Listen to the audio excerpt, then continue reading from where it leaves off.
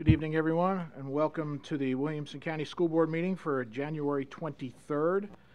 The first thing on our agenda is the call to order, record of attendance. Board members, if you would record your attendance, please.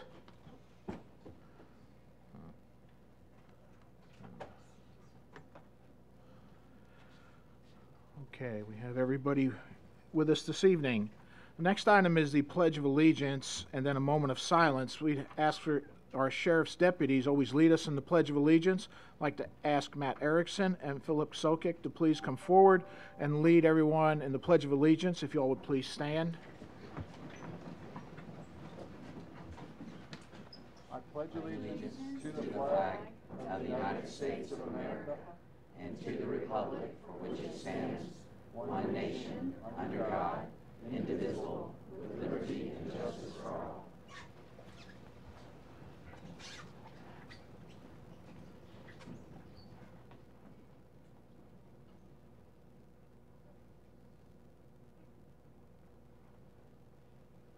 Thank you.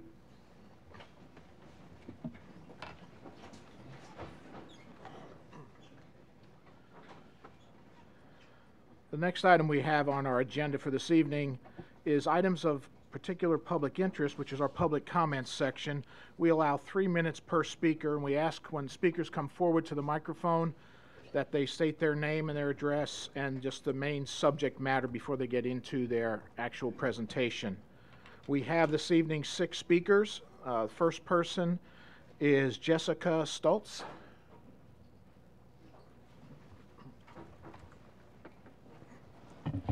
Jessica Stoltz, 2525 Carmine Street, Silverstream Farm, rezoning.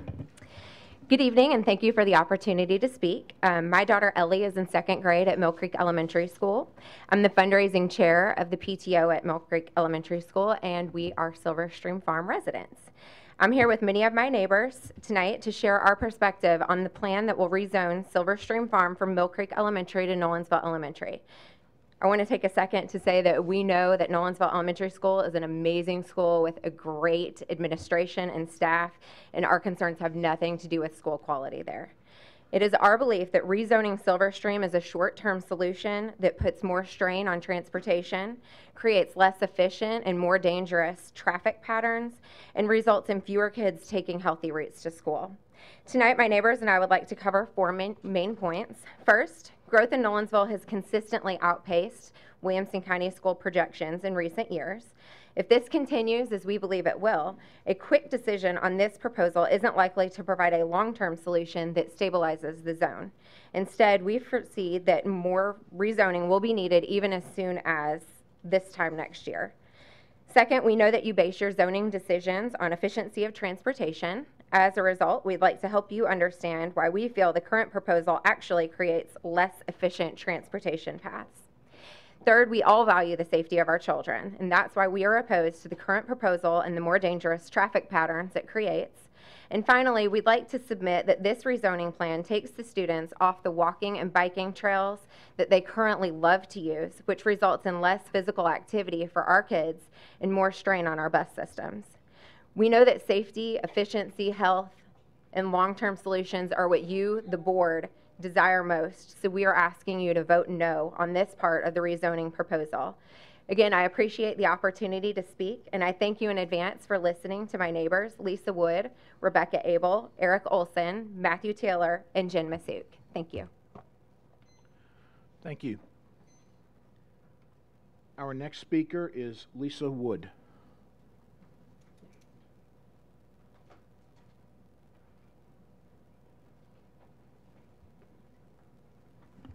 Hi, Lisa Wood, 2529 Carmine Street, Silverstream Farms, rezoning. Probably not going to be as good as that one, so I'm just going to throw it out there.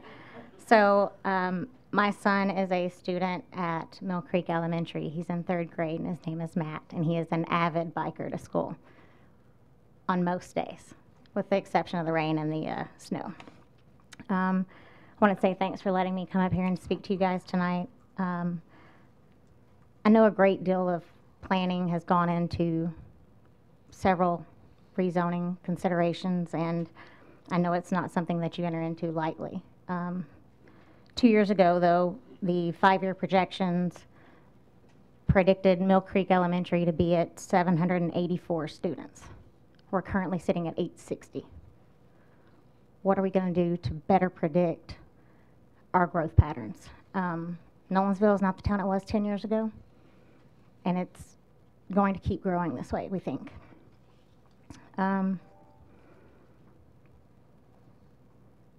We're here because we just don't want our children shuffled around as a short-term fix. Like Jessica mentioned, we just really feel like because of the growth, we're going to be back here in this room facing the same scenario this time next year. And our kids need and deserve a long-term solution. And I think you guys can give it to them. I think there are a lot of ideas that maybe have been considered, maybe haven't. So I'm looking forward to kind of getting some more insight on that. So we can make, maybe we have a fresh idea that hasn't been considered yet. We just want to bring that to the table if possible. And Silverstream Farms is, I believe, the only school zoned to Mill Creek Elementary that's completely built, which is going to be a factor when you start thinking about consistency for future years to plan as far as students that will be zoned for Mill Creek if we remain there. And I just want to let you know that we're here to partner with you. We look forward to our meeting with Mr. Anderson later this week. We're eager to partner with you as a neighborhood. We aren't trying to be difficult. We just want to understand where you're coming from, and we want you to hear our voice. So, thank you. Thank you. Next speaker is Rebecca Abel.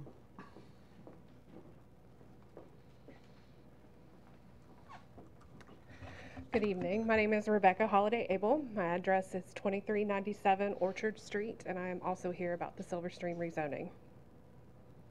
I would like to address the efficiency of transportation as it relates to the proposed zoning plan. During the work session on January 17th, the board noted how county zoning lines are mostly based on efficiency of transportation. In light of that, I would like to share some key information to demonstrate how this proposal creates less efficiency than the current situation. Currently, the buses that serve Silverstream and our families make right turns in their drive to school. As was previously mentioned, rezoning would require these families to take a left turn onto Rocky Fork Road, a country road traveled by more than 6,100 cars daily. So I should also note that Rocky Fork is a extremely busy road as it's a main thoroughfare from Rutherford County into Franklin and Cool Springs. So there's a ton of traffic on that road, and our entrance converges with Rocky Springs Road in a very inefficient way for transportation when you're turning left. What's important about this, though, is that left turns are highly inefficient. Tom Vanderbilt, author of the book Traffic, Why We Drive the Way We Do, notes that, quote, left-turning traffic typically has to turn against a flow of oncoming vehicles, which can not only be dangerous, but makes traffic build up, end quote. Citing the inefficiency of left turns, UPS, a Fortune 500 company, engineered its routing software to eliminate left turns where possible.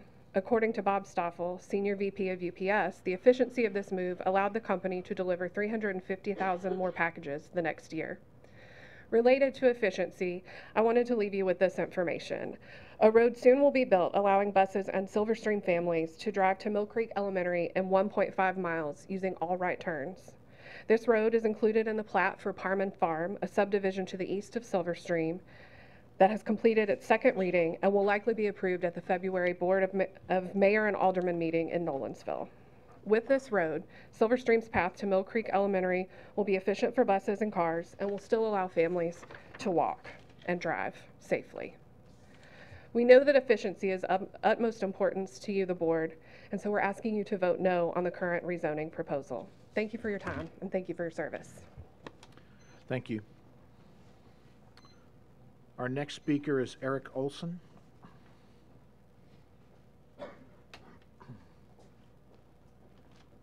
Eric Olson, 2532 Carmine Street, also Silverstream. Going to talk a little bit about traffic and left turns as well. Good evening. Thank you so much for the opportunity to speak with you all this evening. My name is Eric Olson, like I said, and my daughters Emma and Chloe, who are both in kindergarten. Yes, they're twins. Both go to Mill Creek Elementary School. I too am here with many of my neighbors to oppose the current plan that will rezone Silverstream Farm from Mill Creek Elementary to Nolensville Elementary.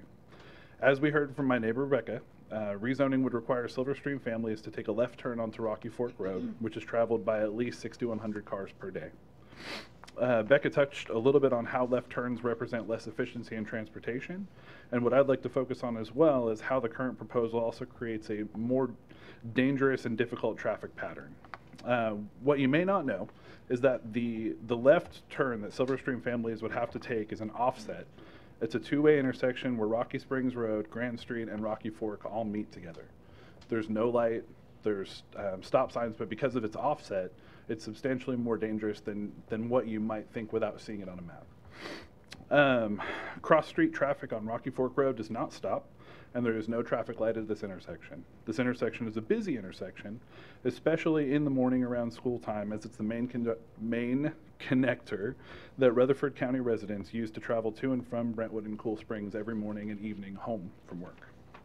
As many of my neighbors can attest to, this intersection is already a dangerous one, as the offset structure creates substantial confusion in right-of-way decisions when people are looking for who's allowed to go.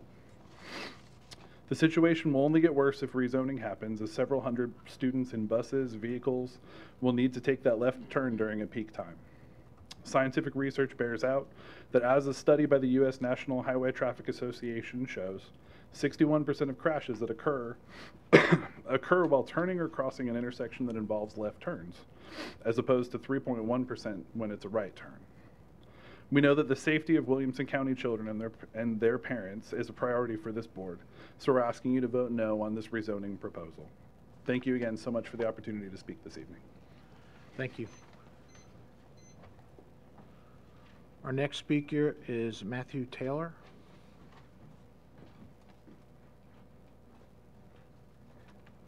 Good evening. Matthew Taylor, 3001 Wanamaker Trail, and I'm here to talk about the Silverstream rezone plan. So my son Graham is in second grade at Mill Creek Elementary, and my daughter will be a kindergarten student there next year. And I'm here with my neighbors to oppose the current rezoning plan. I wish we had talked some in advance. We're wearing the same thing. How embarrassing.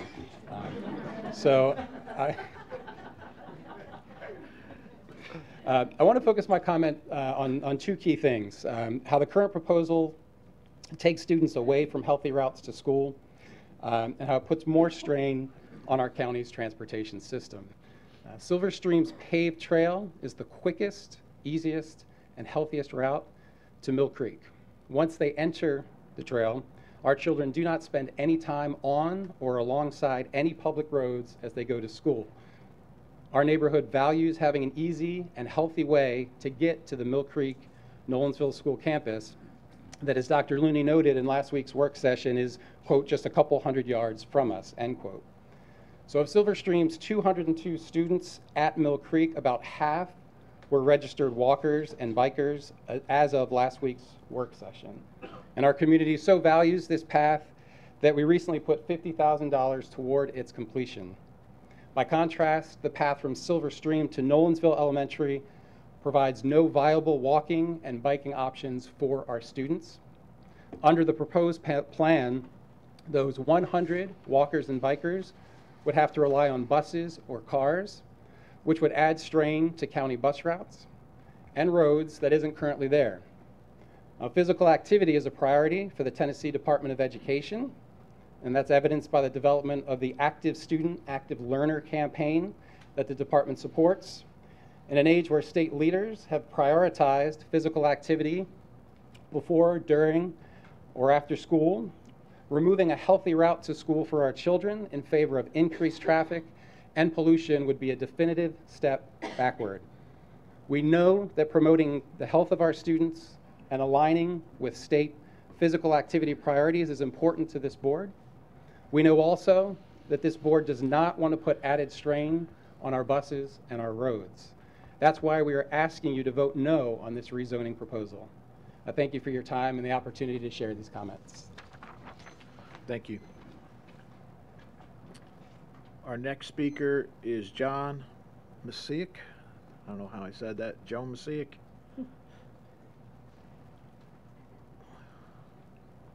It's a tricky one. You can blame my husband for that. All right, it's your fault.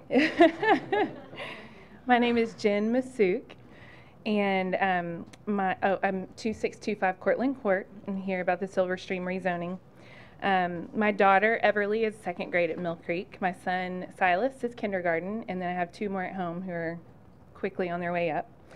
My neighbors and I have appreciated the opportunity to come here tonight and share a perspective on the plan that will rezone our neighborhood Silverstream Farm from Mill Creek Elementary to Nolensville Elementary.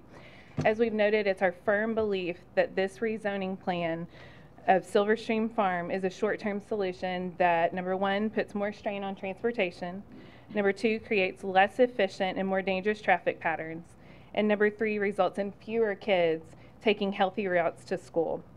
Like you all, we value stability. However, we're very concerned that this plan will not provide stability at all, and that expected to give it the growth, which is likely to continue outpacing the current projections that we've seen. Like you, we value efficiency of transportation, but we don't believe that this current plan offers more efficiency as suggested during last week's work session. And like you, we value the safety of our children above all else. That's why we're opposed to the current proposal and the more dangerous traffic patterns it's going to create. And like you, we value the overall health and well-being of our children, which is why we oppose taking kids off of completed walking and biking trails that are actively being used, leaving them with fewer options for physical activity every day, and seeking vehicular modes to transport to school that will put more strain on our transportation systems and county's roads.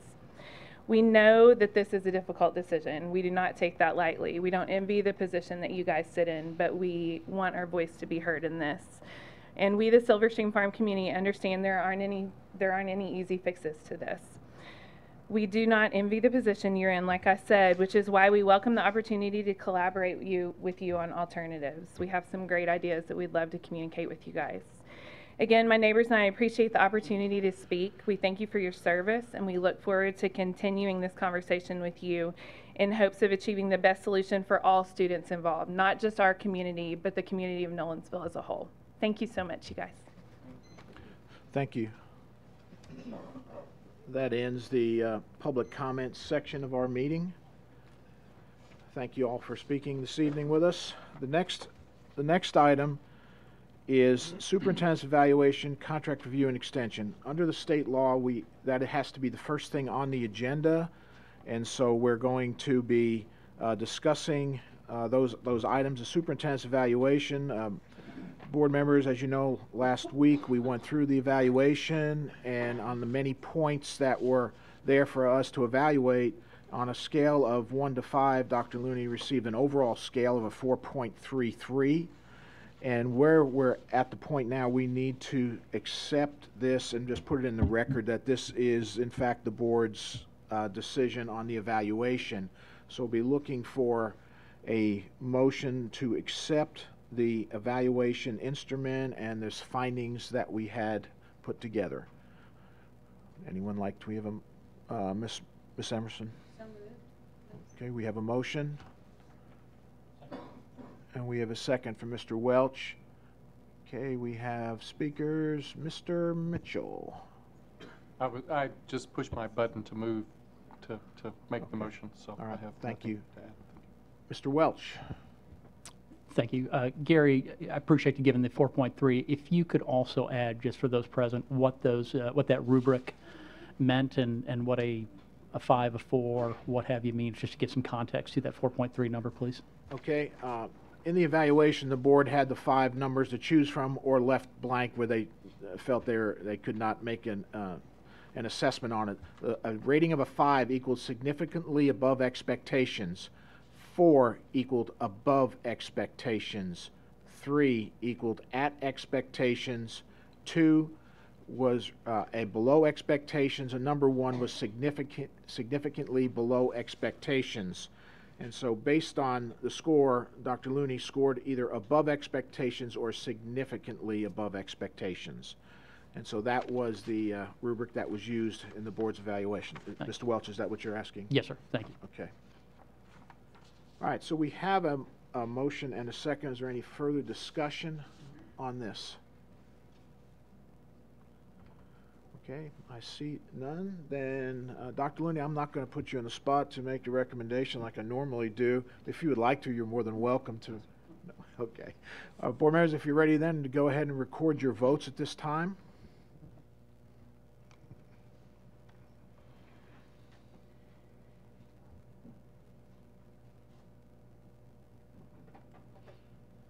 Your vote is 12 yes, 0 no. Thank you, Dr. Looney. Would you like to say anything about the evaluation now? Thank you, board members, for your candid feedback. I appreciate the opportunity to work for you and on behalf of the boys and girls in Williamson County. Obviously, this is hard work. We're a district with 7,000 employees and 40+ thousand students growing at a very high rate. My commitment to you is to continue doing the hard work that we do and to focus on what's important, and that is advancing student learning. Thank you. Thank you. The next item that we have as part of our annual agenda is to do a contract review and extension. You have been given the current contract that we have, and it's up to the board to review that and see if we would like to make an extension to that contract or whatever. It's up to the board now to make a decision. So I'm looking for any discussion or motion from the board about the current contract since it is part of our annual agenda.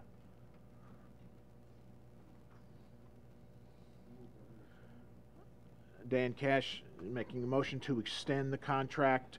The maximum allowable is 4 years, correct? And it currently has 3 years left, so it would be for 1 additional year. Okay. And Mr. Chair, if I can, if we're going to make a motion to that effect, I would recommend you have a specific date. When you say 1 year, the current contract extends to January 17th of 2022. So if the motion is to extend it 1 year, that would be to January 17th, 2023. Today is the 23rd rather. So theoretically, it could extend as long as January 22nd of 2023. Okay. Mr. Cash, would you like to, let me turn your microphone on here. Would you like to amend your motion from a year to the specific date? Well, to the date as follows, the procedure. Okay, so January 17th of 2023 or no, January 22nd, right, Jason? Be January 22nd. January 22nd. Yeah, that can be done legally. So January 22nd of 2023. Okay, so that is your motion? Yes. Okay. Anyone like to second that motion? Okay, we have a second here from Ms. Cleveland. Okay, to speak to that motion, Mr. Welch. Dr. Looney, given the opportunity to have your contract extended a year, is this something that you would pursue and want to agree to? Absolutely, yes, sir. Thank you.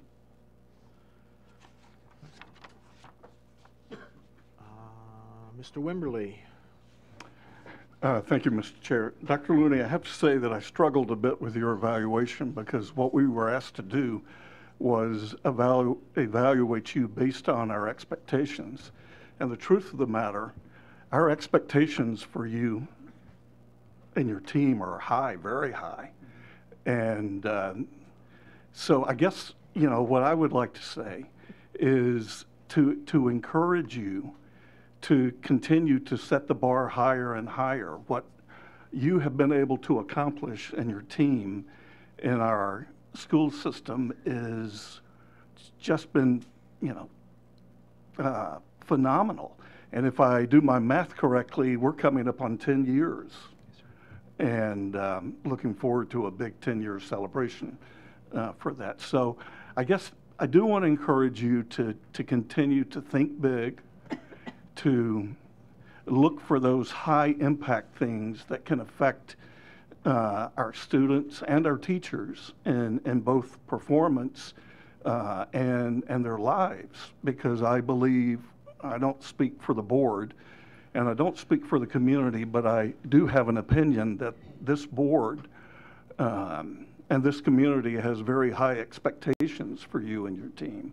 Yes, we don't always give you the resources that you need, but the expectations are high, and I encourage you to continue to push and do better and better.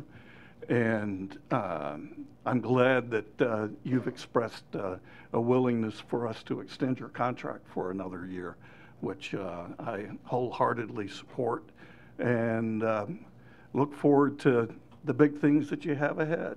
Thank you, sir. Thank you. Ms. Emerson? Thank you. Dr. Looney, you've set a really high bar for yourself. And I think one of the clearest examples that we have as a board, and certainly the public has when they look, is the strategic plan that you have developed for this county for the next 5 years or so. And it was hefty to begin with. And you continue to tweak it and push us in a direction that is incredibly successful and challenging for our students and our teachers, because students don't get there without the good teachers in their effort.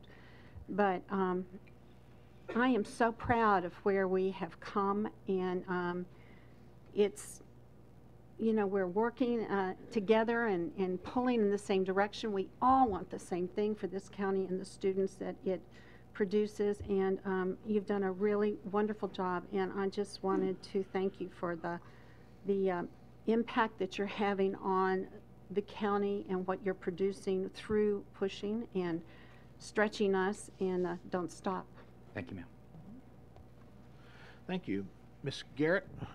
Yes, thank you, Mr. Chairman. Dr. Lindy, just very quickly, 4 more years is also aligned with a new governor who has 4 years and a new education commissioner who likely has 4 years.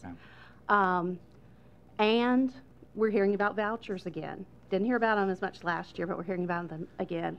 To me, representing the best interests of our students and of this school district that has always been known as a standout school district in this state. It's extremely important to me that during the next 4 years that your full focus and our full focus is on what's best for our community and the public schools that so many people have worked so hard over the years to build. So I just ask you to be full speed ahead on that, laser focused on that, and appreciate your efforts. Thank you, ma'am. Thank you. Mr. Fiskus?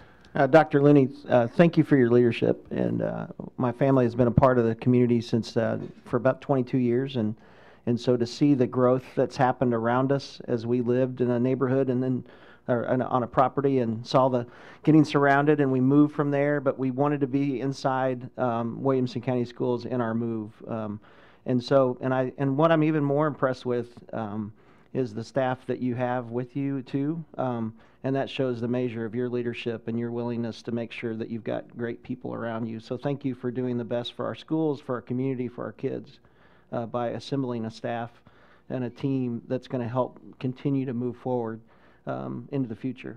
Thank you, sir. Thank you. Mr. Haw?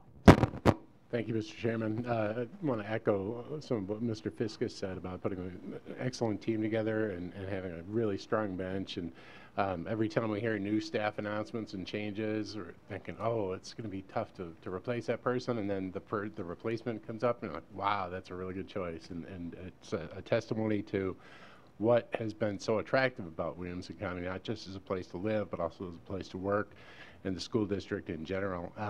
And just this opportunity gives me a chance to kind of reflect on the times that we've seen over the last several years, where so much of the growth projections looked so daunting, and still do at times, and so many struggles over funding and distractions and other things that really could have pulled us in a totally different direction at times. And I know that you've always said to keep the main thing, and that's really driven the district to not just expect excellence, but to achieve it. And even with those challenges and with everybody assembled here tonight, as recognizing those challenges of growth, we've never really taken a step back as far as what we expect. And I really appreciate that. And the quality of education in Williamson County is second to none. Thank you, sir. Thank you. Okay, anyone else like to speak on this particular issue of the contract? Okay, I see none. We have a motion and a second to extend the contract 1 year to January 22nd, 2023. If we're ready to vote, we can go ahead and record our votes at this time.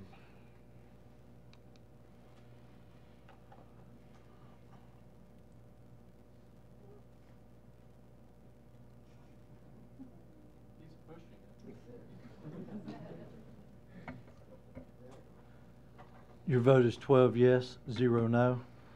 Thank you, Board. We've extended Dr. Looney's contract for the maximum allowable under state law to 4 years.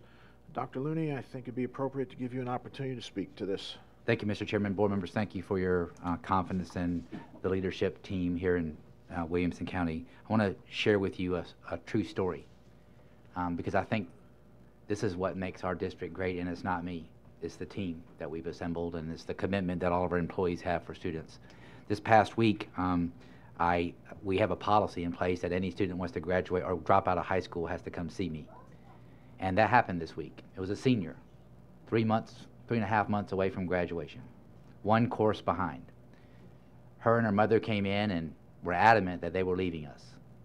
And the team assembled and worked and said no, had a hard conversation with the student and the parent. And the long story short, that student is on schedule to graduate, and we expect her to finish just fine. And so I think what makes this district special is every single student in this district counts. You call me about individual students, about their situations, and we work tirelessly to try to make it work. That would not be possible, regardless of who the superintendent is, if we didn't have a board that supported the vision of the district, and we didn't have fantastic employees committed to every single student in our district. So I appreciate your confidence in me. I just happen to be the face of the district, along with Mrs. Birdsong, but the miracles happen in the classroom when the door gets closed, and I tell the teachers all the time, drown out the noise from the outside world and focus on kids. So it's my privilege to work alongside so many wonderful employees in the district, and I pledge to you I'll do my best to keep our focus where it belongs, which is on advancing student achievement in arts, academics, and athletics. With that being said, I'm very grateful for your confidence in my leadership and the leadership team of the district, and I look forward to working with you for another 4 years. Thank you, Dr. Looney. And we're glad to have another year's evaluation behind us, but it just seems like it's the same thing. It's always good. So let's keep it going. All right, the next thing on our agenda is the approval of the agenda. I would like to make a motion to approve our agenda. We have a motion from Ms. Garrett, and we have a second from Mr. Mitchell. Any discussion? Okay, do we use the machine? Okay, if you go ahead and record your votes on the approval of the agenda.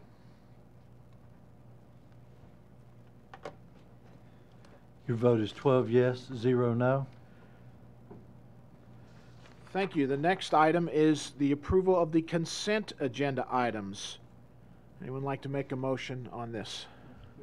We have a motion from Mr. Welch. I'd like to second that. Second. Mr. Mitchell, second that. Any discussion on the consent agenda items? Okay, I see none. If you go ahead then and record your votes, please.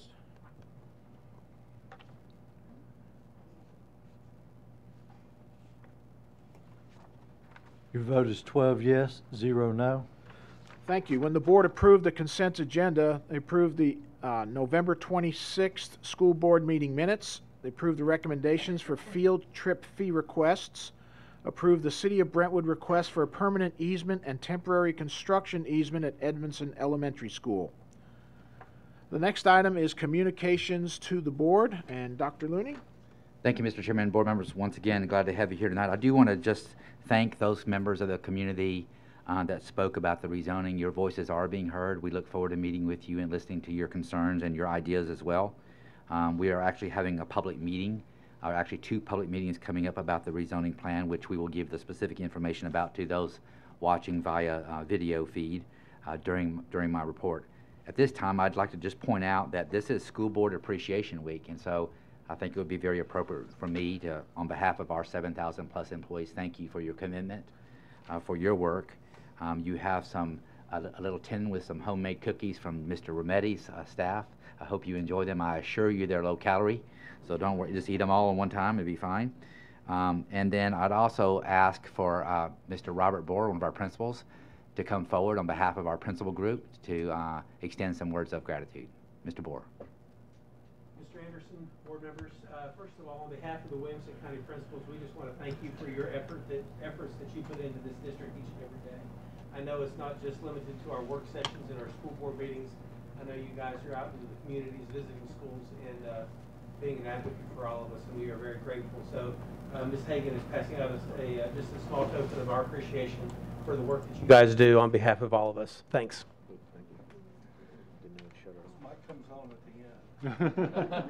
Can you remember what you said and come back? And, What's that? no. Thank you very much.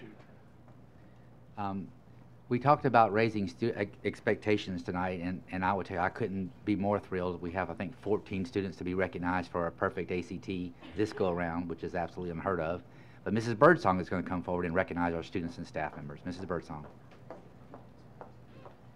Thank you, Dr. Looney. You are stealing my thunder with the 14 perfect ACT scores, students who scored perfect on their ACT, something like that. Okay, anyway, so if I could get Dr. Calton to come up first. There he is, standing in the back. All right, we are going to start with Brentwood High School and Cade Fowler. Cade, come on up. Cade scored a perfect ACT composite. Cade, we're going to ask you just to stand here too, and if you want to get your picture made, and then we're going to do a group picture of all of your classmates from Brentwood. Ryan Fridge, did Ryan get here? I don't think Ryan got here. What about Garrett Linney? Garrett's not here as well. So we're going to Parker Nordstrom. Parker is here. Parker also earned a perfect composite ATC score, and these were during the October retake testing time. And next we have Connor Novak. Connor, come on up. Again from Brentwood High School. Connor earned his perfect ACT during the October retake time. And last but not least, from Brentwood High School, Paige Russell. Paige, come on up.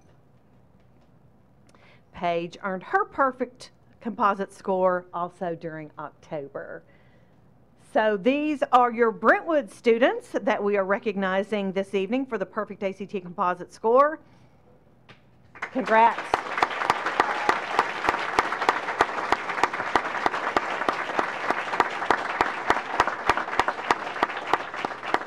Okay, thank you, Brentwood. And now it is time to recognize students from Franklin High School. So Marlon Ruck, assistant principal, is coming forward to help us with that. Megan Carneal, come on up, Megan. A perfect ACT composite score during the October test.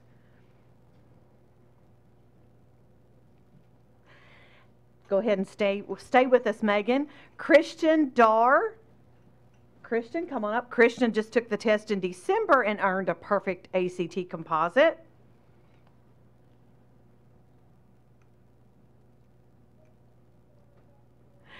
Okay, Joshua Garrettson.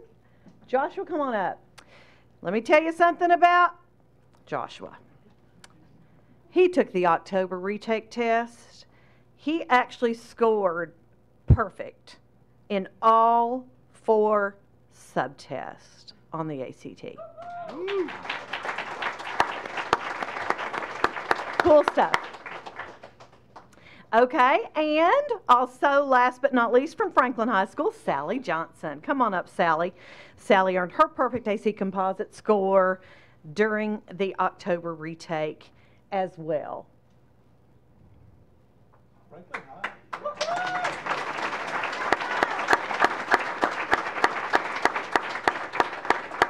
Okay, congrats, Franklin. Now from Nolensville High School, Joseph Sherrill. This is not Joseph coming forward. This is Principal Dr. Bill Harlan. Joseph couldn't be here tonight, but Dr. Harlan is going to take his medal back. Correct, Dr. Harlan? Very good. Okay, congrats to Joseph. And Dr. Vaden, if you will come forward. Ravenwood High School is next. And this is Ashwin Balagi. Come on up, Ashwin. Ashwin scored a perfect ACT composite during the December test. And stay here. Is Kyle with us? Kyle Hamblin? Good. Kyle, come on up. Kyle scored a perfect ACT composite during the October retake.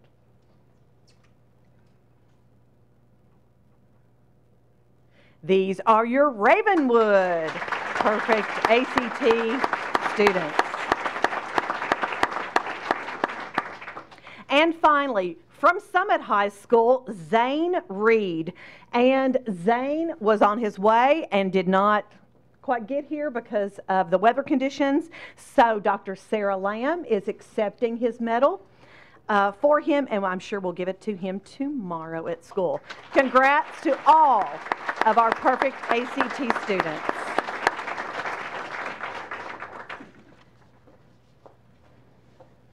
Thank you, Mrs. Birdsong. I will make just a public announcement about the weather. We obviously will be monitoring the weather overnight. So students that are watching this, I will not be tweeting until 4:30 in the a.m. After we check road conditions. With that being said, I do want to move on to the rezoning conversation. We have, board members, we have an abbreviated presentation tonight because it's the formal board meeting. You are not going to be voting on the proposed zoning plan tonight. That won't happen until after we've had public comment and public review and input, and then to see if we need to make some changes prior to the February meeting. So aside from tonight's meeting, we have two public meetings, one in the Oakview community and one in the Nolensville community. Then we have the February work session and board meeting. So I look forward to further discussion. With that being said, Mrs. Nunley does have the abbreviated presentation for your review and for the public's review tonight. The entire presentation that was given to the board at the work session will be on the website tomorrow morning under zoning. It's currently there. It's currently there. Okay, it's already there. So, Mrs. Nunley, please proceed. Thank you, Dr. Looney. We'll start out with zoning for the new elementary school that's going to be located off Gosey Hill Road, just south of Arno Road. What you see on the screen is the current zone for Oakview Elementary in purple. Trinity Elementary is just above that. College Grove in blue, Winstead in orange.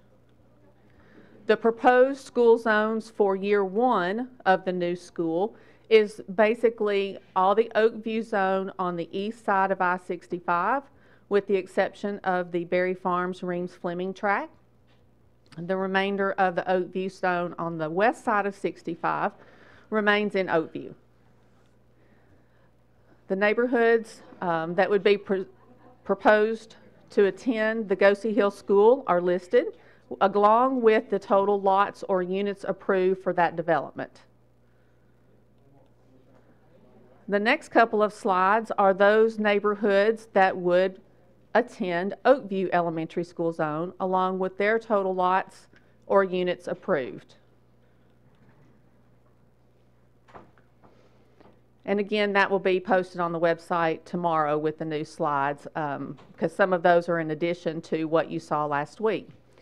In year two, and the reason we're doing this in a 2-year phase is because the students for the new school will be housed at Oakview Elementary as a school within a school for the 2019-20 school year. So in the second year, we bring students in from Trinity in yellow and College Grove in blue. Those neighborhoods are listed on the slide for you to review. And then we'll move on to the east side of Williamson County. Our current elementary school zones for Nolensville Elementary and Mill Creek Elementary School. As you've heard before, Mill Creek Elementary is over capacity, so we are looking to relieve that building capacity by putting more students at Nolensville Elementary. we recommend moving Silverstream Farms to Nolensville Elementary. The subdivisions proposed to remain and attend at Mill Creek Elementary are listed as follows. And the Nolensville Elementary School Zone. Here are the subdivisions that currently attend, along with the addition of Silverstream Farms. This was a brief overview. Here's a reminder of School Board Policy 1.703 as it relates to grandfathering for students that are rising fifth graders, which means they would currently be in the fourth grade. Their siblings would be approved to attend with them at their out-of-zone school. Online out-of-zone requests are available beginning February 19th on the School Zones page of the district website. The deadline to apply is May 15th. Students approved to attend an out-of-zone school are not eligible for bus service. And here are our next steps. As Dr. Looney stated, we are having 2 community meetings, the January 29th and the 31st. Any board members have questions? With that being said, I do want to, one more time, I just want to acknowledge and thank those folks that came and spoke tonight.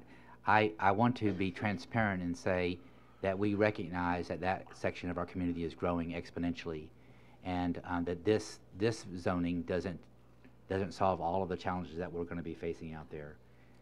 The reality of it is we're going to need a way to relieve College Grove, Trinity, and another portion of Mill Creek moving forward, which would require an additional school strategically located where we could relieve those 3 schools in some appropriate way. We're actively searching for property to do that. And so I do want to acknowledge that we will continue to face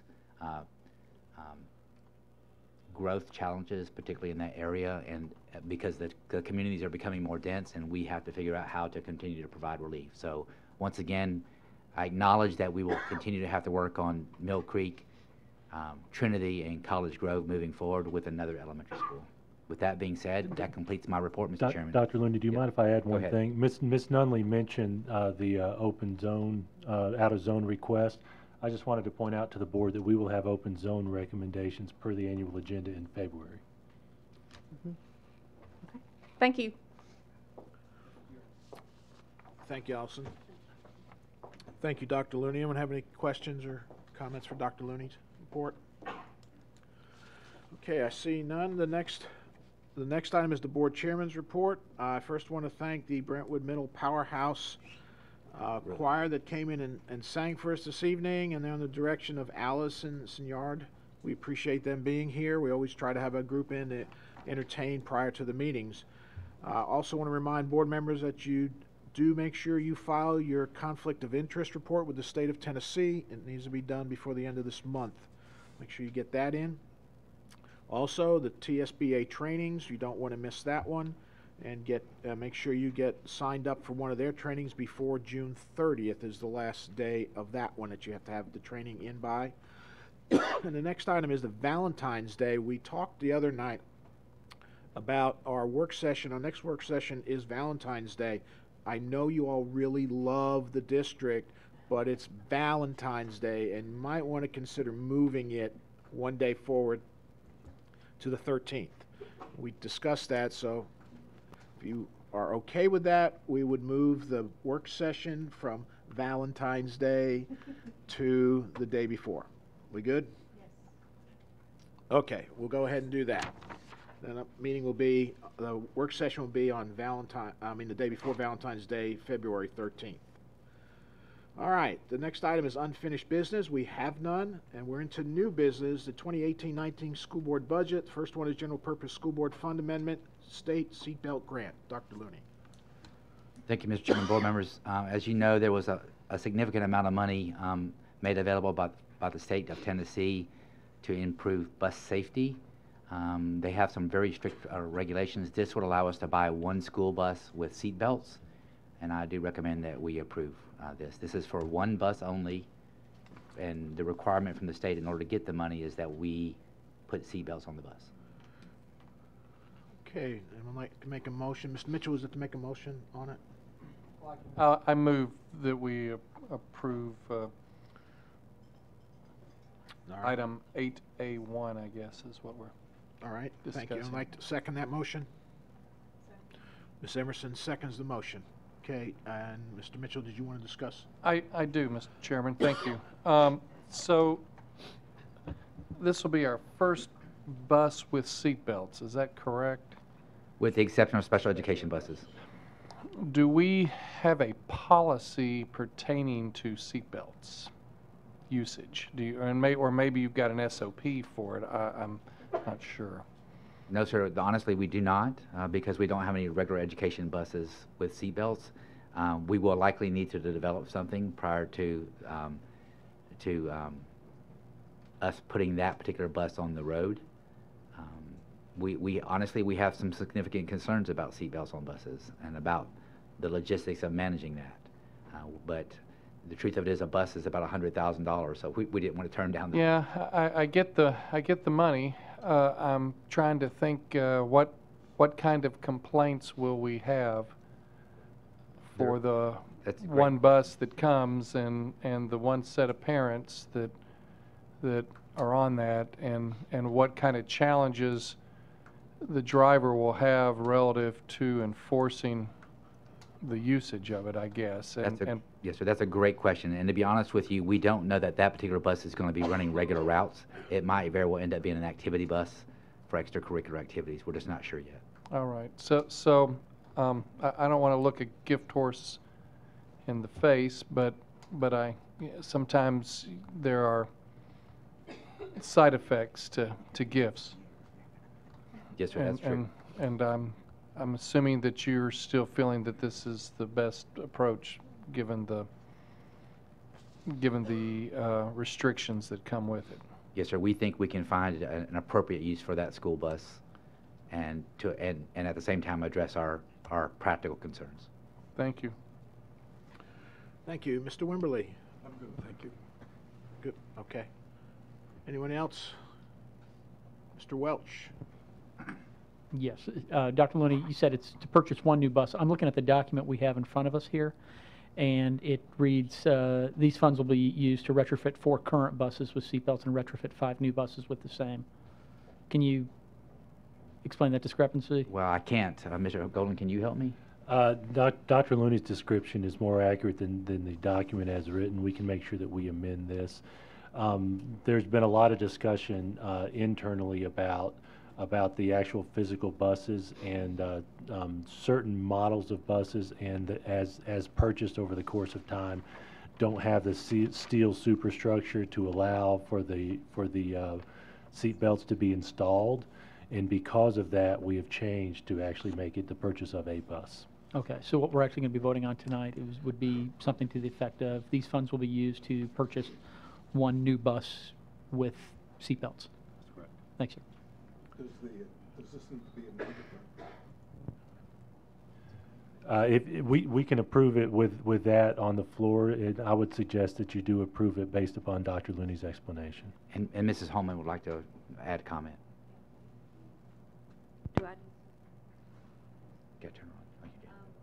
You know, I'm preparing these budget amendments almost a month in advance and stuff, so that discussion about what it's done, but the appropriating line items are appropriate, because we will still use that same appropriate, and that's essentially what is the key thing here.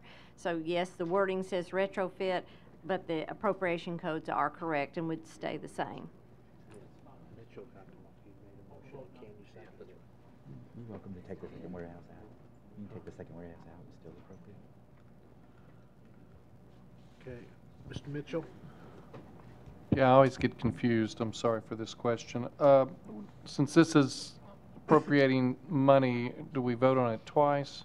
Just once? So I think I would prefer that we pull this and get the wording correct before we actually vote on it, just to, in case there's ever any question about it. Okay. Mr. Golden, can they make an amendment to this or pull out one of the whereases to fit so we can approve this? It can be either amended with a motion, or a motion to table is actually not subject to debate. It would be set on for a motion on a vote if in fact Mr. Mitchell made a motion. Really depends on your wording and what you prefer to do. Mr. Chairman, if I could address Mr. Mitchell. Sure. Mr. Mitchell, would it be acceptable to you just to strike the second whereas in the resolution that deletes that particular information? Yeah, I would be fine. If our intent, as it's explained on public record this evening, is to purchase a bus, but the documentation that we're technically voting on is in conflict with our intent, then whatever we need to do to get the two synchronized is all my preference. Okay. So if striking that accomplishes it by guidance of council, I'm fine with taking that approach. Okay. Ms. Holman, you wanted to speak? Well, the part that you're resolving, taking that one paragraph out would be sufficient, because the part that you're resolving, that last paragraph, says bus equipment, and it's general, but that's what a bus is. So, I think taking that one paragraph will accomplish that for you. Okay, so Mr. Mitchell, in your motion, Well, I haven't made a motion, but I sure can do that if that's your preference. Sure. So I move then that we strike the whereas clause that says these funds will be used to retrofit 4 current buses with seat belts and retrofit 5 new buses with the same and. Okay, so you're removing the second whereas, and so that's your motion? Yes, sir. I'd like to second that motion. Ms. Emerson, second that motion. All right, any further discussions on this particular amendment? Okay, I see none. Dr. Looney, your recommendation on this change? Yes, sir. I make the recommendation to modify or to amend the resolution.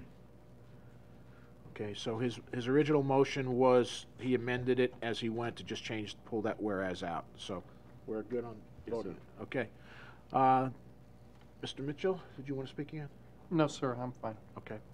Thank you. And we have Dr. Looney's recommendation. If board members, if you go ahead and record your votes then at this time.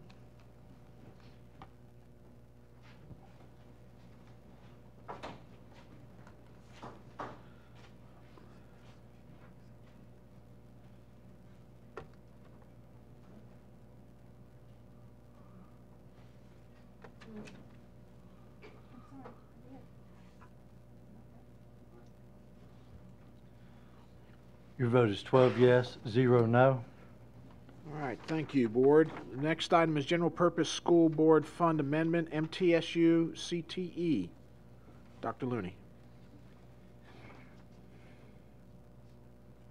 Point of order, I think we need You need to actually pass. approve the resolution as amended. Just pass the amendment. Okay, I thought that was... That's correct. That's been our practice as well. So, second.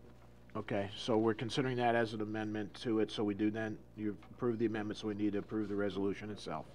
I believe so. I think Okay. that's correct. All right, so then we need a motion to approve the amended motion. In that motion is already on the table. The original motion. Okay, and that came from Mr. Came from Mitchell both, yeah. and Ms. Emerson. That's So we have a correct. motion and a second on the original, and now it is amended. Okay, now, any further discussions on that? Okay, I see none. Dr. Looney? Yes, sir. I do recommend the approval of this budget amendment as amended. Okay, if you'll go ahead and record your votes, please.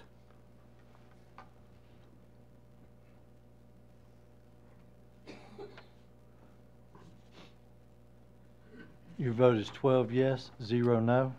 All right, then we'll go to 8A2, General Purpose School Board Fund Amendment, MTSU CTE. Dr. Looney. Thank you, Mr. Chairman. Board members, I do recommend approval of this budget amendment relating to MTSU's partnership with us. All right, anyone like to make a motion on this one? We have a motion from Ms. Emerson. Anyone like to second? Motion from Mr. Cash. Any further discussions on this MTSU CTE? Okay, I see none. Dr. Looney, recommendation? Yes, sir, I do recommend approval. All right, board members, if you go ahead and record your votes then, please.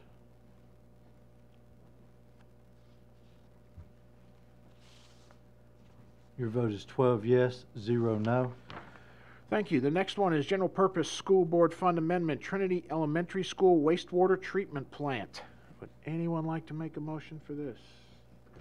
We have a motion from Mr. Fiskus. Anyone like to second it? And we have a second from Ms. Garrett. Any discussions on this one? Dr. Looney, I didn't give you a chance to talk about it. That's okay, Mr. Chairman. There is a need to make improvements and repairs to the Trinity wastewater treatment plant at a cost of $325. I do recommend, $325,000. I do recommend approval. Thank you. Any further discussions? Okay, you have Dr. Looney's recommendation. Then if you go ahead and record your votes, please.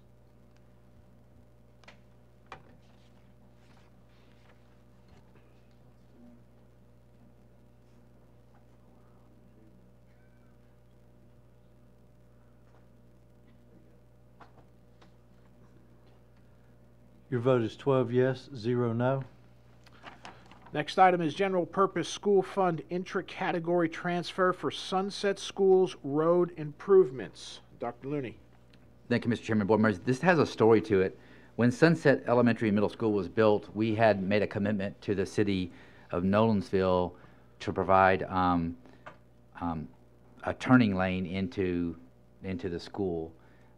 The city was to acquire the easements and right-of-ways, and we were going to help fund that project. We had funds set aside for it, but because of the arbitrage rule, we were not able to use those funds in time, so we used them, we repurposed those funds some time ago, and the city has just recently approached me and said that they are prepared to move forward with that turning lane, and honestly, it's very needed to get into the school in a safe way. So we have some remaining funds left over from the appropriate fund line item. I would like to reallocate those funds to complete that project as we committed to the city of Nolensville some time ago. All right, thank you. I would like to make a motion for this. We have a motion from Mr. Welch. I would like to second it. Second from Ms. Durham. Any further discussion on this one? Mr. Galbraith.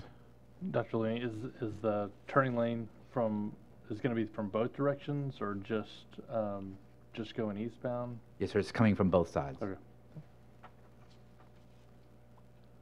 Okay. Any further comments or discussions? I'd like to comment and say thank you very much. That road is in drastic need of repair and maintenance. Yes. So thank you. Everyone go ahead then. Go ahead and record your votes, please.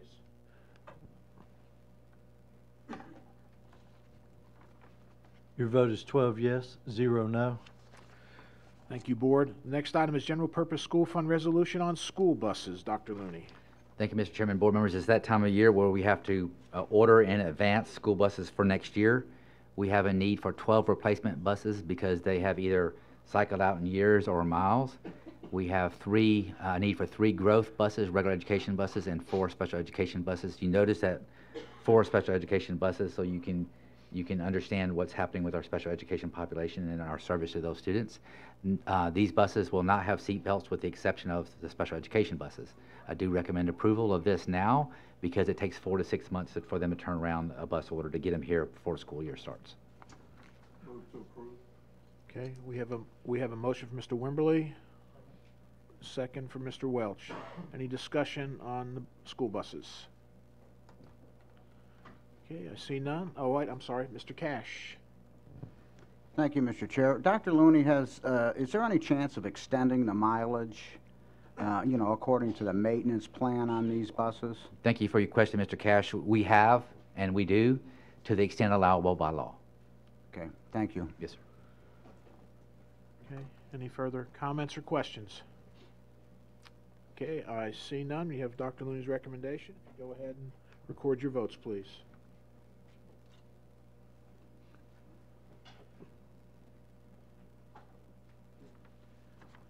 Your vote is 12 yes, 0 no.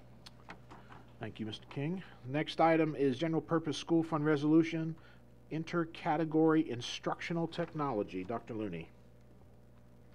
Thank you, Mr. Chairman. Board members, this is a resolution that we discussed at the work session. I do recommend approval of this amendment. Thank you. Anyone like to make a motion for this one? We have a motion from Mr. Welch, second from Mr. Haw. Any questions, comments, discussions? Okay, I see none. You have Dr. Looney's recommendation. If you go ahead and record your votes, please.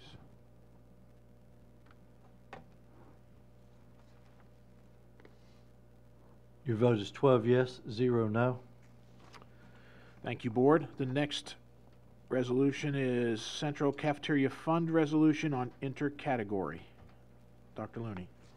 Thank you, Mr. Chairman, board members. This has absolutely nothing to do with the cookies that you received tonight from Child Nutrition Services.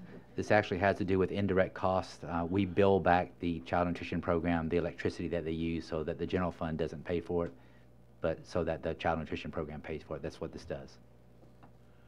Okay, anyone like to make a motion on this one? We have a move from Mr. Mitchell, second from Ms. Durham. Good. I was worried about the cookies if we didn't make a motion on this one. Any further discussions?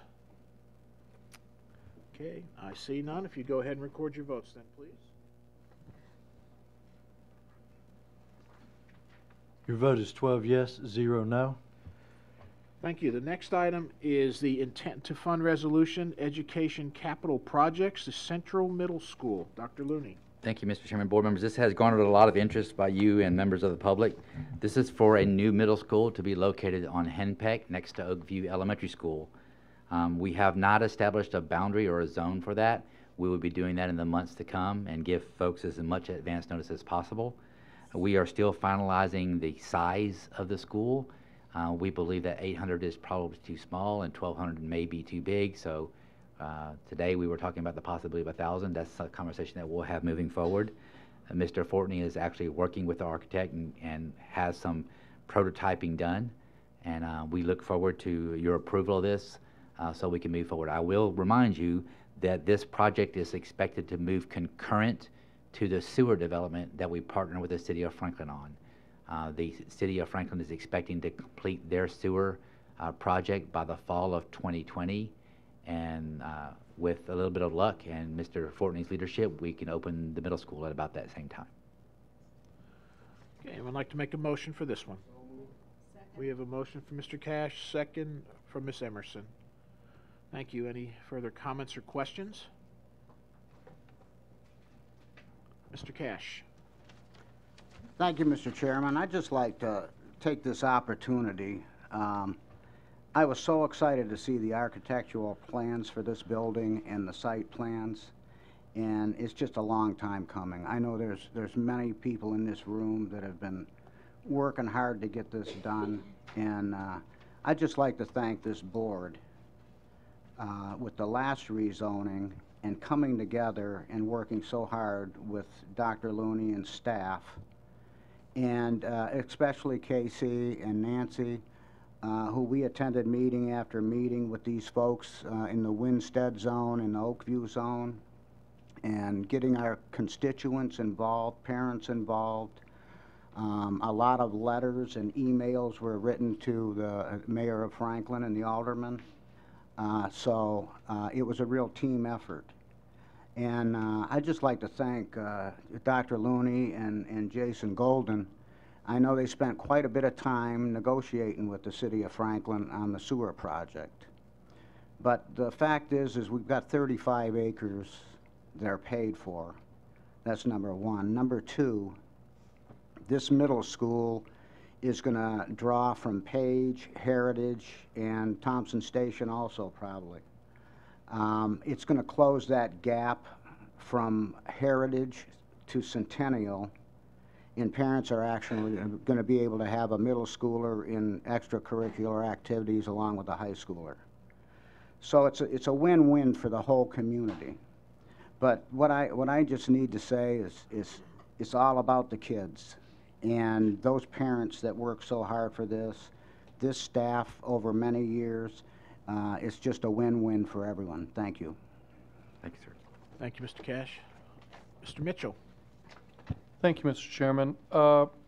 Dr. Looney, the resolution states that this is just the first, I guess this intent is not a complete funding for the school, and I guess that there's an estimated cost of another, I guess, 15 million that's not included in this. Do we believe that that 15 million delta is still accurate? We're hopeful that it will come in a little bit less than that. That's an estimate. We typically go to the county commission in chunks based on when they need the money, or when they can get the money and when we actually need it. So that's why it's done this way. I would say 40 million is probably a little bit on the strong side based on current construction costs. Some of it's going to depend on the number of students that we actually want to build a school for, and we're still finalizing that. But we know it will take all of the 25 million plus some. Okay, thank you. Mr. Haw? Thank you, Mr. Chairman. I'm very excited to see this on the agenda, and I know it's been a lot of work and time in coming to it. And I just want to, say that I think it'll be as easy a decision for the county commission as they've ever had, I would hope. It's land that we have, as Mr. Cash pointed out. The city of Franklin has been a great partner in this project, and it's full steam ahead as far as those are concerned. And I know that, speaking for my constituents in the 11th district, they've had great experiences at the Page Middle School and at Heritage Middle School this year. The only concern is that it's 10 miles to any middle school. So reducing that travel time and adding another great middle school to the Williamson County roster would be much appreciated. Yes, sir. Okay, any other comments or questions? Okay, I see none. Dr. Looney's recommendation is to move forward with this project? Yes, sir. And if you then, board members, if you go ahead and record your votes at this time then, please.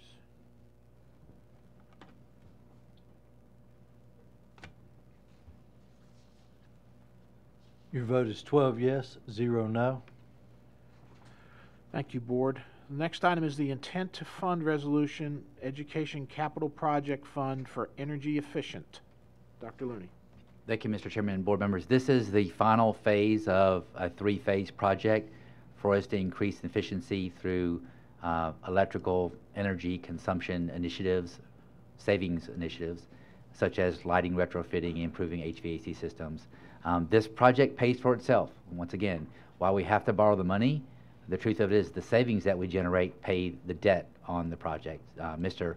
Samuels and his folks have done an exemplary job, along with Train, who is our partner, to put these plans together and help save taxpayer dollars. Anyone like to make a motion on this one? Ms. Emerson, motion. Would like to second it?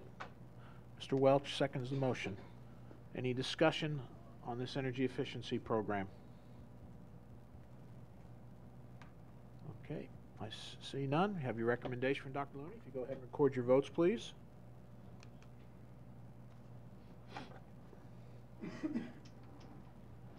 Your vote is 12 yes, 0 no.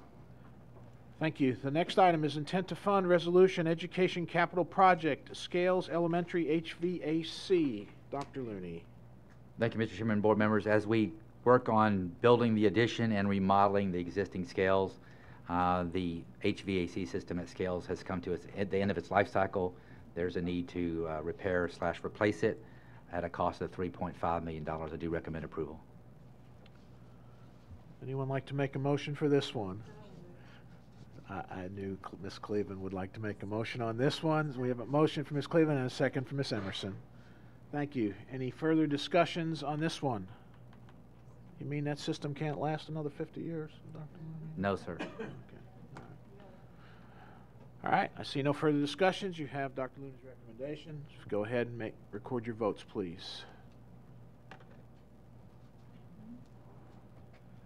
Your vote is 12 yes, 0 no. Thank you. The next item is intent to fund resolution Education Capital Project Fund for Page Master Plan Phase 2. Dr. Looney. Thank you, Mr. Chairman, board members. On the Page campuses, one of the tasks that you gave us was to increase the capacity at Page from its current capacity, the 2,000 high school students and 1,500 students at the middle school level.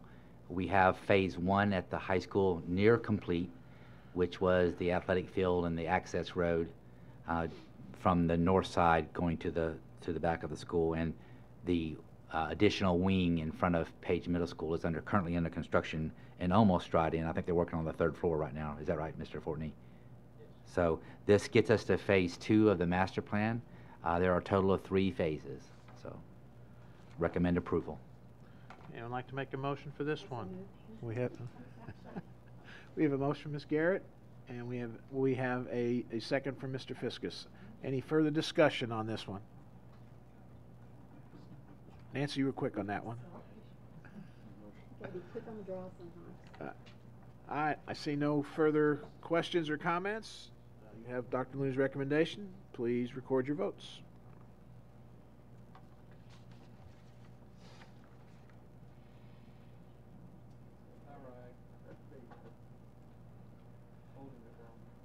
Your vote is 12 yes, 0 no.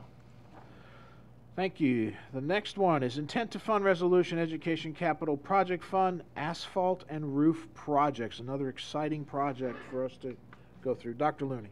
Yes, sir. Unfortunately, these aren't particularly sexy, but they're very, very necessary. So I do recommend approval of these asphalt and roof repair / replacement projects. Would anyone like to make a motion on that? Mr. Welch makes a motion. Anyone like to second? We have a second from Mr. Mitchell. Any further comments or questions? Okay, I see none. If you go ahead and record your votes, please.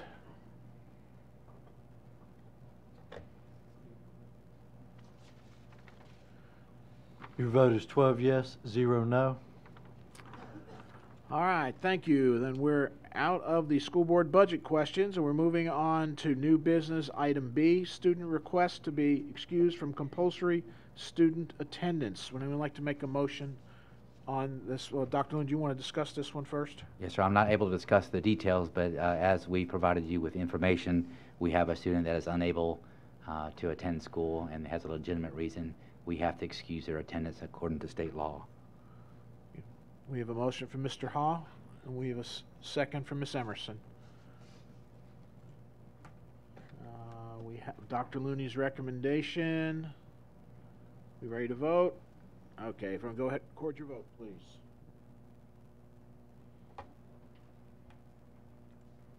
Your vote is 12 yes, 0 no. Thank you. The next item is board policy, second reading, 4.7001, semester and final examinations. Dr. Looney.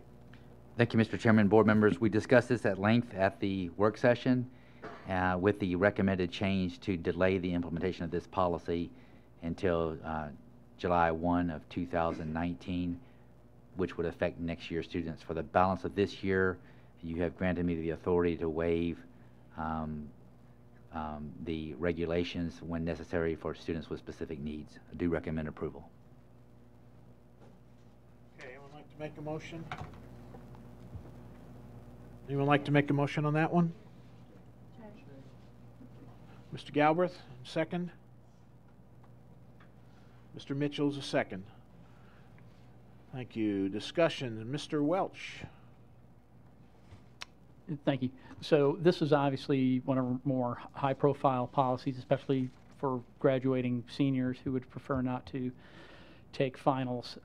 And I know the gist of it, I think, is great. We've worked very hard on this. I appreciate the staff going back and forth on it. As you can see, the number of revisions, it's obviously a high-profile one over and over. But as we go down, if you scroll down a little bit, the language that we use in it, the no unexcused absences, I think looking at it from a layman's perspective, it's a little bit confusing, and I know it's not. We've got a very well-defined legal term that is based upon other existing policy. So I would just like to add an amendment to this. I'm going to use the language that Mr. Golden helped me come up with, following no unexcused absences, to add absences may be excused by the principal pursuant to the standards of board policy 6.200 attendance.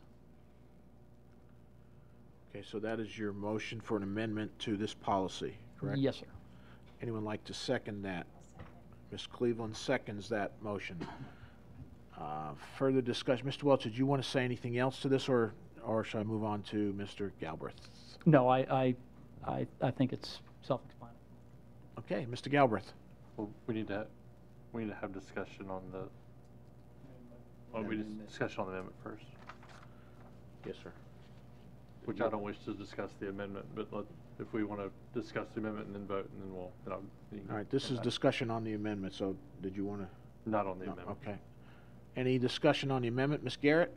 Yes, I'd just like to ask Dr. Looney, do you see any unintended consequences of adding that amendment? Do you see any benefit? I don't think it changes the spirit of the policy. I think it serves to clarify. I do not stand opposed to the amendment. Thank you. All right. Anyone else like to speak on this? Okay, Dr. Looney, your recommendation on the amendment, please. Approve the amendment.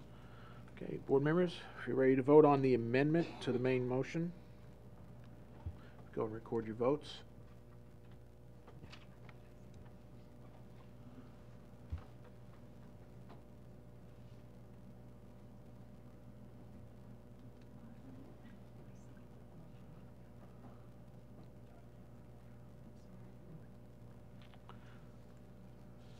Your vote is 12 yes, 0 no.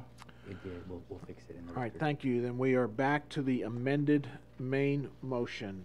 And Mr. Galbraith, did you want to speak now? Okay, go ahead, sir. Thank you, Mr. Chair. So I feel obligated to respect the wishes of one of our student attendees today. He intended to give his stated remarks here and emailed us after he didn't know the rules about getting up for public comment. So given the fact that he got a perfect score in his ACT, I thought I would read his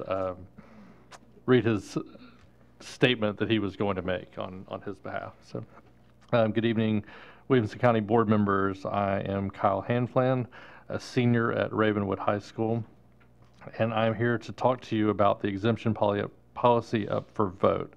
I stand firmly against the policy because it is simply not fault tolerant. When a student doesn't have a chance to correct their behavior, that student has little to no incentive to change the behavior. Currently, when a senior is trying to stay exempt, has an absence, regardless of the reason, one of the possible 6 absences per class is taken away. This means that the student has 5 potential chances to alter and improve their behavior and avoid losing exemptions. While the policy being debated does allow for students with excused absences to stay exempt, it also removes the possibility of a student making a mistake and taking action to prevent that mistake in the future.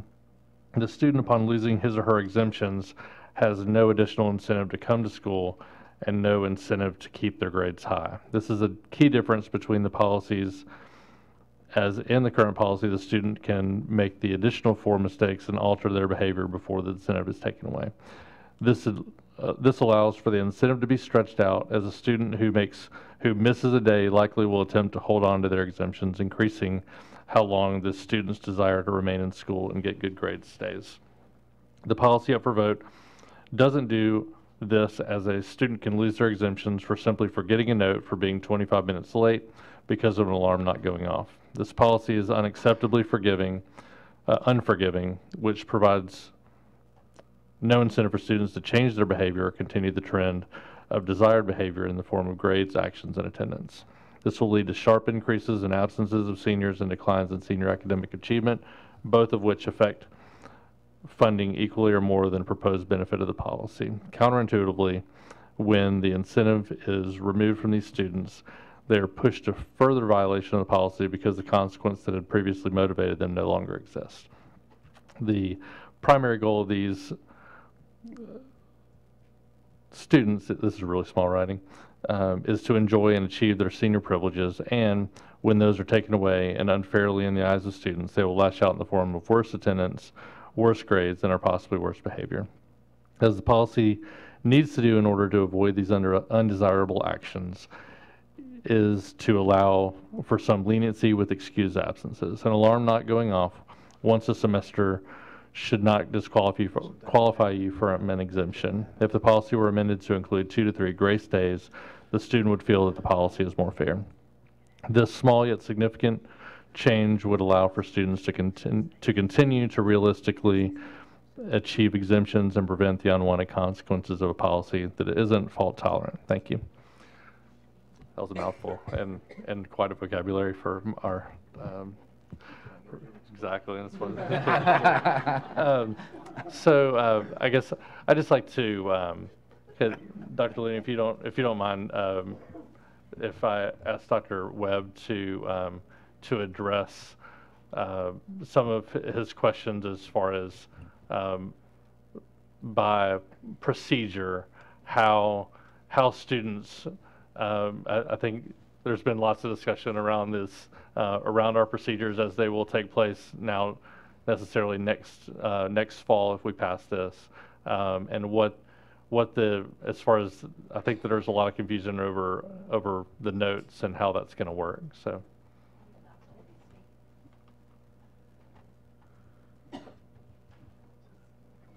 Try it again.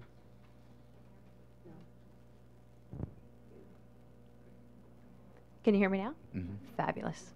Like a Verizon commercial.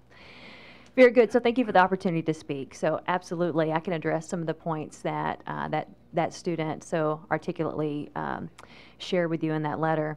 So absolutely, our current practice is that a student may bring a parent note up until 8 absences. So to speak to one of the scenarios that he listed, let's just say that a student overslept, any student, not necessarily a senior, but any student overslept and sent in a note with a parent note indicating that they had overslept. The principal has the discretion to approve that as an excused absence.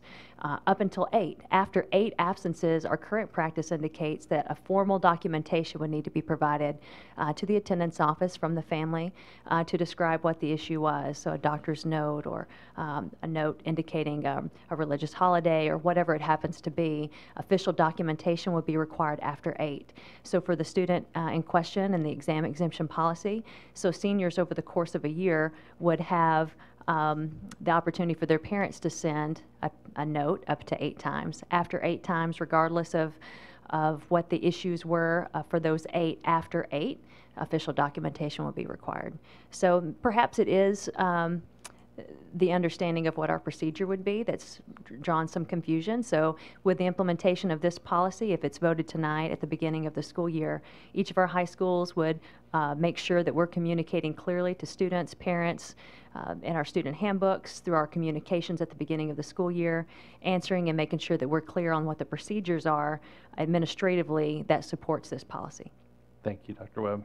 And I just want to add that just once again, as we're about to vote on this, to the reason that we're in this position is that students who either had absences due to health condition, so a multi-day, multi-week, or multiple days of being out for an illness, were not eligible for exemption without having to go to the superintendent for an exception. The same is true for people who would miss for religious holidays. These are excused absences, but they counted toward your 6 absences, and therefore if you missed a couple of days for a religious holiday and had a couple of sick days, then all of a sudden you're facing exemption, and it was discriminatory and towards those people. They could get an exemption, but we're trying to eliminate that altogether. So now, under the new policy, if you're sick, stay home. You're excused. You're just gonna, all you have to do is bring your doctor's note, and that won't go against your 8 absences that you can get excused from your parent. Is that correct? I don't want to say anything that's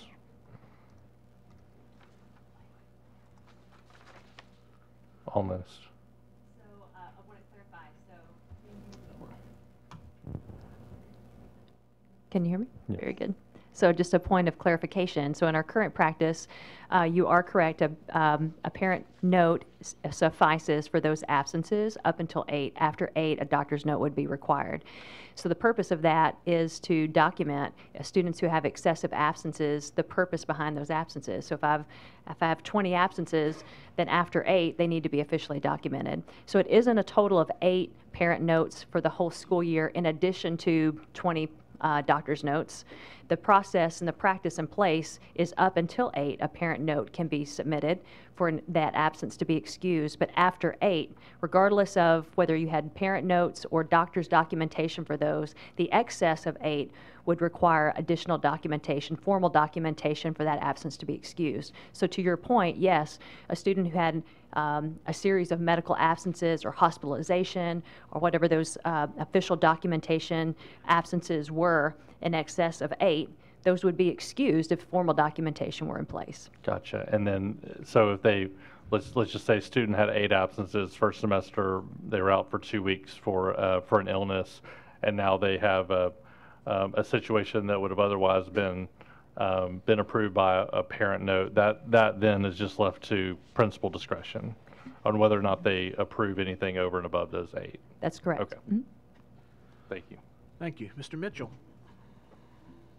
Thank you, Mr. Chairman. I think I heard it explained I appreciate Jay's comments and questions. Mr. Golden also made a good distinction to me, clarification, I guess, to me this evening in the point that the existing policy doesn't talk about excused or unexcused. It's just straight absences, and that's all you get. And so it was a hard limit on absences, period. And and then anything above and beyond to be exempt went to Dr. Looney. Mike, you're shaking your head, correct? That's correct, yes, sir. And where this one at least talks about, defines excused absences. So it doesn't put a limit, but it does say you cannot have any unexcused absences. So it basically puts the limit determination in the principal's hands and in Dr. Webb's hands, I guess, for that matter. Would you agree with that? I would, yes. So we would follow the attendance policy that Mr. Welch alluded to on whether or not they're excused or unexcused after that 8. That's correct. Right. The other point I think that Mr. Galbraith made was that we were currently felt like we had some liability around illnesses, extended illnesses that we could be challenged on. And the other point, I guess, I'd ask maybe Dr. Looney to explain is that part of this also plays into the chronically absent rule that the state has changed in the last year or so. And Yes, that's really there are 3 buckets of attendance that we're dealing with. One of them is for seniors, the exam exemption issue, which is you're addressing in policy. The second one is truancy, which is a state law that a child can't be truant, and after a certain number of days of being truant, which means you don't have a valid, acceptable excuse at the school level, then you're referred to the juvenile court for truancy. And then the third bucket is the state has come up with an accountability measure related to chronic absenteeism, and chronic absenteeism is defined under state rule by any student that has been out more than 10% of the school year. We go 180 days or 177 student days because we have an extended day, so that's 17.7 days, you round it up to 18. So any student that's been out for more than 18 days, regardless of why, whether they're in the hospital or whatever, then they are considered chronically absent under our accountability measure. There's no specific penalty to the family or to the student, but there is penalty to schools for having too many students that are chronically absent. And honestly, we have several schools in our district who, on their report card grade, quote unquote, were penalized because they had more students than what the state determines is reasonable for the number of students that should be chronically absent. That happens to be more high school challenges than anybody else, and you could imagine why.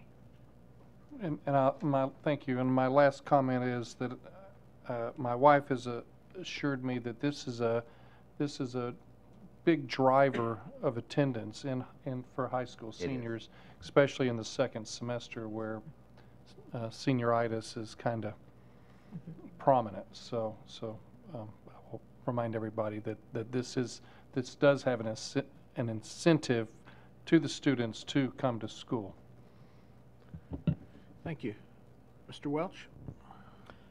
Thank you. I just wanted to clarify, initially when we were doing this policy, we were going to make the change mid-year and have it apply to the current school year. This will not apply to the current school year, but will take place at the start of the following school year. Yes, sir, that's correct. Thank you. Okay, any further comments or questions? Then we're back on the amended main motion to approve this policy. Read the number. Policy 4.7001 on second reading.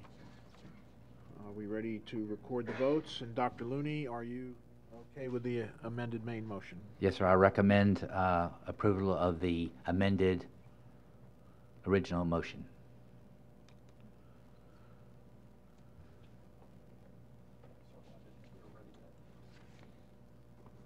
Your vote is 12 yes, 0 no. Thank you, Board. Very good discussions on that one. The next item is board policies on first reading, and it's the entire section 2 of the policy manual. Dr. Looney? Yes, sir, I think we need to go through each one of these. No, Dr. Looney, we're going to redo your evaluation. Yes, sir, I understand. I'm relentless. I'll stay here. I'm just kidding. I do recommend approval of these policies at first reading. There are a number of them. This is pretty straightforward work. I appreciate Mrs. Holman's attentiveness, along with Dana Osbrooks and Jason Golden. We have another chance to review these at the next policy meeting. I do recommend approval upon first reading. Anyone like to make a motion on this one? Motion for Mr. Hahn, you second? I saw Mr. Cash's hand. Thank you. Ms. Garrett. Thank you, Mr. Chairman. Just a note to the public at home who may not remember this from previous meetings, but we are doing a comprehensive review of all our policies this year, along with help from the Tennessee School Board Association. So this is an effort to really look at all the policies and bring policies up to date that may need a little bit of tweaking. Okay, any further discussions? Okay, I see none then. If we're ready to record our votes, you already have Dr. Looney's recommendation. Go ahead and record your vote, please.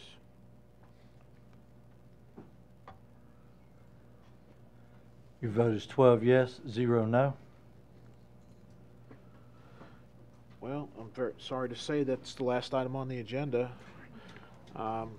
This will give us time to get home for the Nashville Predators against the Vegas Golden Knights. It starts at 9 o'clock. For all you hockey fans, Jay, did you get that? 9 o'clock start. Thank you. 76, 76. Vandy and Tennessee. Oh, Vandy, Tennessee game. All right. 30 seconds. Wow. Well, then you don't have time to get home for that, but you have to listen to that on the radio. All right. This meeting is adjourned.